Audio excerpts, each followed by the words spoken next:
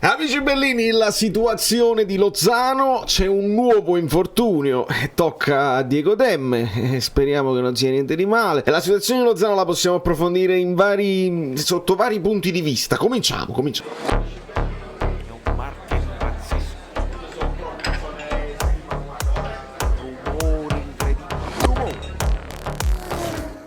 Allora, amici bellini, noi dobbiamo parlare di...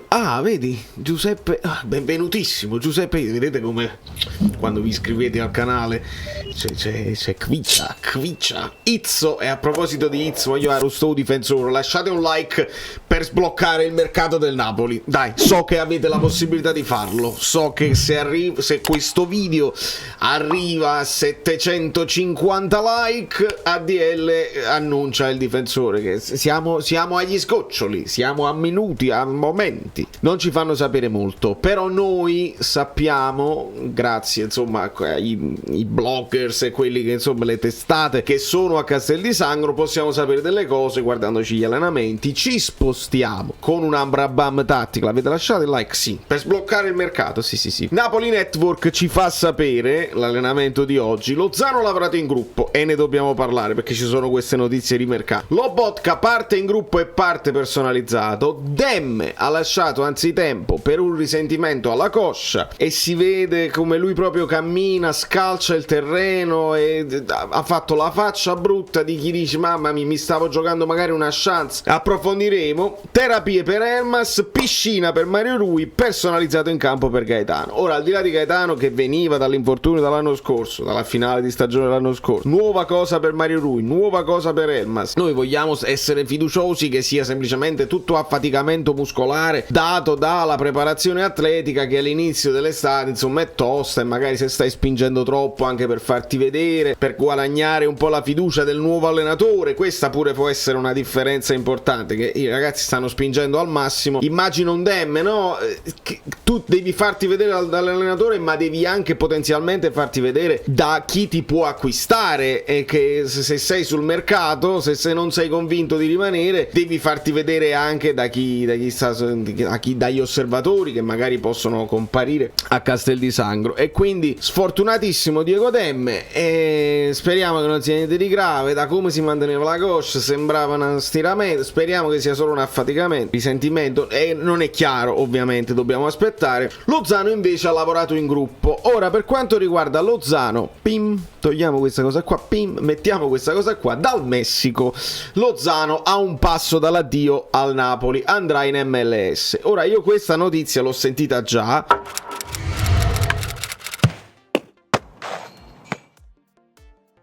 Abbiamo sentito insomma anche una mezza intervista che fanno al presidente dei Los Angeles, stavo dicendo i Lakers, no, dei Los Angeles FC, insomma Federazione Calcio Football Club, e che dice non vi posso dire niente, eccetera eccetera. Come immagine, come operazione ha molto senso, perché ovviamente Los Angeles vicinissima al Messico, c'è una grandissima comunità messicana. In MLS puoi guadagnare probabilmente quello che guadagni qua in Italia, ti riavvicini insomma alle tue origini, ha molto senso. Se però Lozano non ha anche lui ambizioni di rimanere insomma nel calcio europeo, non lo so, lui diceva ogni tanto, ci ha detto Barcellona, Real Madrid, la Liga sarebbe una cosa giusta, tutti i giocatori poi dentro di loro hanno il sogno della Premier League, non sappiamo. In questo momento non mi sembrano che ci siano molte notizie di mercato intorno a Lozano. La rabbia, per esempio, perché la rabbia non si fa sentire? Se deve monetizzare il ragazzo lo dai in Arabia, monetizziamo noi e monetizza lui, ma non le sto vedendo tutte queste cose. Si vede ogni tanto De Laurentiis a telefono che sbraita, ma non sappiamo di cosa sta parlando, e quindi a me dispiace, sinceramente io non lo porto in braccio Lozano, anche perché poi se ti togli Lozano devi comprare anche l'esterno destro e quindi aumentano le cose. Napoli è lentissimo e aumentano le cose che devi fare. Non lo porto in braccio, però contemporaneamente è uno di quelli che se ci ragioni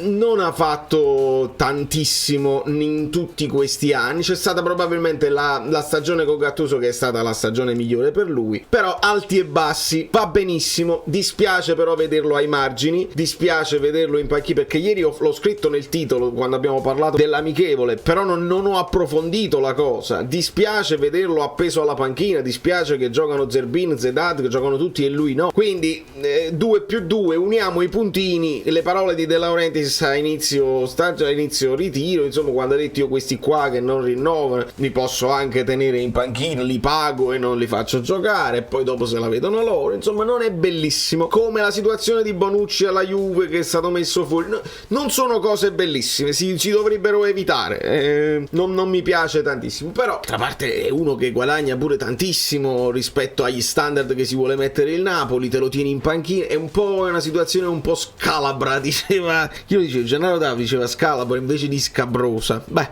insomma, questa potrebbe essere una soluzione, vediamo se ci sarà, vediamo se il ragazzo vuole andare. Nel frattempo noi segnaliamo che mentre, grazie a Calcio Napoli 24, che con le telecamere va dappertutto, ci stavano facendo vedere la partitina tra i gialli e i blu, alla fine finisce la partitina. Io non credo, perché penso che i ragazzi che stavano facendo la telecronaca erano un po' stanchi, non hanno proprio colto benissimo quello che stava succedendo. Vi do la mia interpretazione, voi nei commenti, se l'avete vista, mi potete dire la vostra. Vedo un Juan Jesus che con i gialli, che dovrebbero aver perso alla fine della partitina, si toglie la casacca, la butta a terra e tutto arrabbiato se ne va verso l'uscita degli spogliatoi. Garcia richiama tutti, si rimette la casacca e si continua la partitina, e a quanto ho capito è a chi segna vince. Perché? Perché praticamente appena poi segnano i gialli, la partita finisce e vogliono fare pure la foto i gialli, la foto dei vincitori, che è un rito che oramai si fa, foto che poi viene postata sui social, quindi poi dopo loro si fanno bellini. A questo punto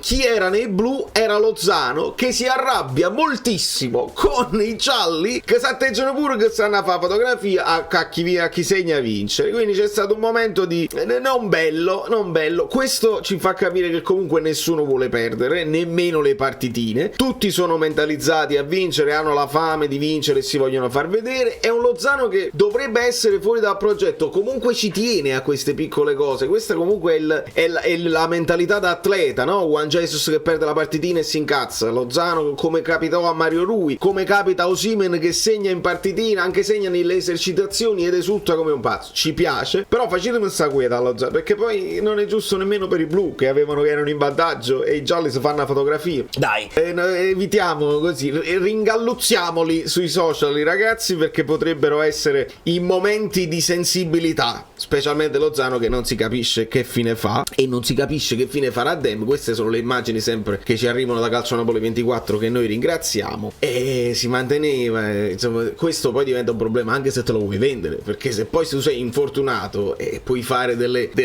visite mediche a coppa e non tutti le fanno così, alcune le fanno più approfondite, e se tu non puoi spingere, se sei infortunato, diventa un problema cederlo. Ecco perché non dobbiamo esultare per un infortunio a Demme. Dice a buon serve, tanto di Malobot serviva in grande forma, anche se lo vuoi piazzare, anche se non lo vuoi continuare a tenere. Quindi non benissimo questa cosa degli infortuni, dobbiamo ragionare, non c'è più Sinatti, è facile adesso tirare le somme, dobbiamo aspettare, magari questi poi volano fino a maggio e non si fermano più, andiamo con calma. L'ultima curiosità, visto che si parla di Arabia, visto che pare che insomma ci avevano offerto 130 milioni per Osimhen e non è avvenuta questa cosa, cioè il Napoli ha rifiutato, io volevo dare un consiglio alle varie testate, alle varie cose, e ve l'ho detto già una volta quando è successa la notizia di Agudelo dallo Spezia, che viene comprato dal Nasr,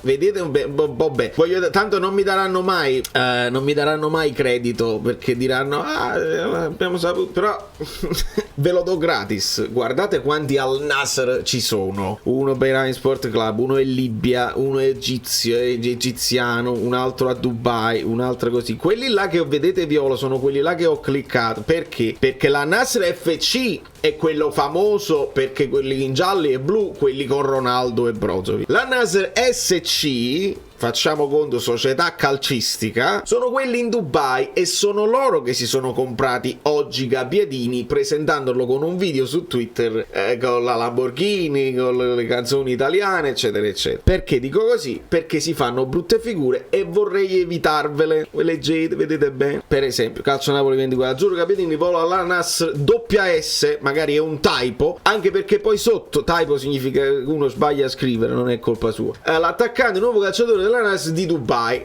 ci levi una S e la notizia è corretta. I 3 milioni di stagione. Sport Italia, per esempio, loro lo fanno proprio lo sbagliato, perché a Nasr con la doppia S FC è quella di Ronaldo ed è sbagliato. Io poi non do tutta la colpa a Sport Italia, perché sbaglia pure la Sampdoria. È una roba che non ci può credere, cioè lo sbagliano anche loro, lo scrivono bene nel titolo con una S, però sotto scrivono FC e non esiste la squadra FC, esiste SC. Quindi se addirittura un comunicato ufficiale, cioè non ve ne frega proprio, c'è l'approssimatezza di queste notizie sul calcio, gli approfondimenti interessano solo a me, non fa niente. Non solo gli italiani, perché poi ci sono anche dei blog inglesi. Il Mancino, l'attaccante Mancino raggiungerà l'ex interista Brozovic all'Al Nassr? Assolutamente no, sono due paesi diversi. Ha messo la penna sulla carta per un contratto da 3 milioni, Sampdoria, eccetera eccetera. No, sono proprio notizie false, stampate male, falsificate. Tutto mercato web, idem, fanno bene il titolo sopra e fanno male il titolo sotto, anche perché poi questi qua molto spesso si copiano tra di loro, quindi è peccato. Informatevi bene, non ci vuole molto per capirlo. Gabbiadini raggiunge Agudelo, non raggiunge Ronaldo, non raggiunge Brozovic, raggiunge Agudelo, e quindi dovete cominciare a impararvele queste squadre arabe, perché il futuro del calcio è lì, e se li prendono tutti a uno, chissà se si pigliano Lozano, chissà se Lozano va in America, chissà se Lozano resta. E io vi dico, se poi non resta, il Napoli deve fare un altro acquisto, o meglio, o forse l'idea potrebbe essere i jolly, utilizzare i jolly che hai, così li utilizzi di più. De Laurentiis è contento, si valorizzano e anche i giocatori sono un po' più contenti di avere qualche altra, un po' più di minutaggio. Esempio, a destra tu resti con Politano e il suo vice potrebbe essere Elmas e Raspadori, perché Garcia ha provato Raspadori lì ed Elmas adesso è infortunato ma lo può fare, lo sappiamo che lo può fare. Idem, Raspadori e Elmas possono alternarsi con Kvara quando Kvara avrà bisogno di riposare. Elmas lo può utilizzare anche a centrocampo e anche Raspadori lo può utilizzare a centrocampo, in un centrocampo più offensivo, visto che questo 4-2-3-1 è sempre ibrido come vi ho detto ieri, c'è sempre da considerare un triangolo che gira, e quindi se non c'è Lobotka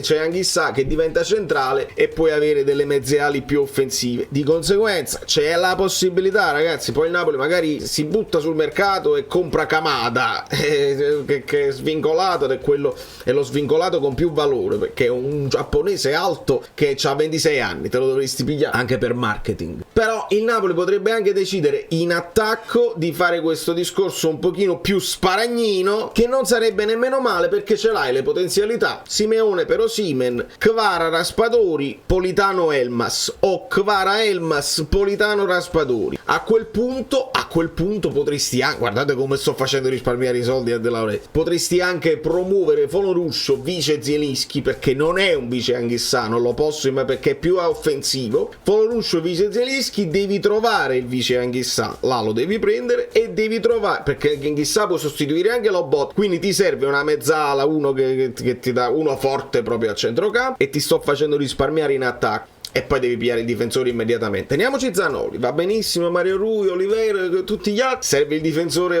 immediatamente, Mavropano, tutto quello che volete voi. Buttatevi sul mercato, fatelo arrivare, perché si deve allenare. Da New York, Valerio Fluido è tutto. Aspettiamo con fiducia, perché il credito l'abbiamo dato, però muoviamoci, perché poi il tempo stringe, dai.